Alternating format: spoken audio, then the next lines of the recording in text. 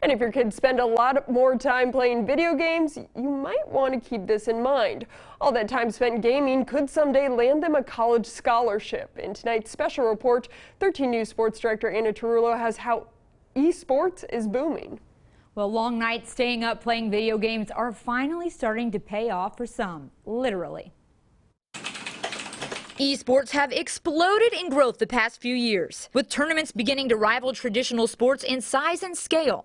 Big competitions are held in arenas where thousands of fans watch gamers compete. Sound a little like something you'd see on a Saturday at a college campus? Well, pretty soon you could. Esports have been around for nearly 2 decades, but are fairly new in the collegiate arena.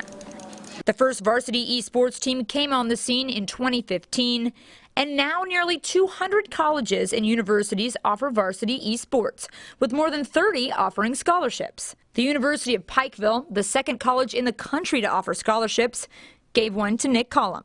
Getting to come to school for video games, getting paid scholarship money to do that, yeah, that's a no-brainer. In terms of rigor, esports players practice as much as traditional college athletes. They balance the same hectic schedules and you have to sign an athletic waiver, and you have practice hours, and you actually get jerseys. They also have their own home court. Offering scholarships really helps parents and those who tune in to watch our streams online really understand that this is something the university is taking seriously. This is something Pikeville considers a sport. You know, we're under the athletic department here, so it's just one step we can take to kind of offer another avenue into the athletic world. But there is one main difference. Esports are not governed by the NCAA. Recently, the NCAA voted to let universities and independent organizations like NACE, the National Association of Collegiate Esports, govern esports. The NCAA's decision to stay hands-off is why some varsity esports teams aren't in the school's athletic department, but are instead classified as student activities or student affairs. While viewership and revenue in esports is starting to catch up and even surpass more traditional sports. Have you ever watched it? Have you ever taken a look at the numbers, all the money that gets poured into esports? And League of Legends World Finals is a great example of this because it garners more viewers yearly than the Super Bowl.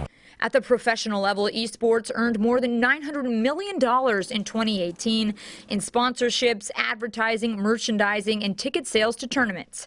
That's why esports doesn't fit the mold for the NCAA. Tournament winners are also allowed to walk away with prize money. Still at Pikeville, esports is part of the athletics department, making it one of the few schools treating esports players as athletes. We have our support of a great AD, Kelly Wells. He has just been extremely supportive of what we do here and gives us access to athletic trainers, athletic facilities, workout rooms, just stuff that not every esports team has access to.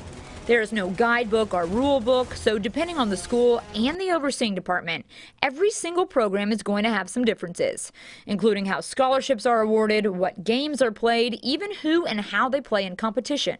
There is no baseline. For now, collegiate esports pioneers are figuring it out as they go, like the coach who has less experience than his own players. I can be passionate about it, but if there aren't high schoolers playing these games, then it's not going to work. Currently, Pikeville has 22 athletes, most of them scholarships, some of them not. And of the 30 schools that offer esports scholarships, 4 are in Ohio, 2 are in Kentucky, and 2 are in West Virginia, Concord and Wesleyan, with West Virginia State set to formally start a team next year.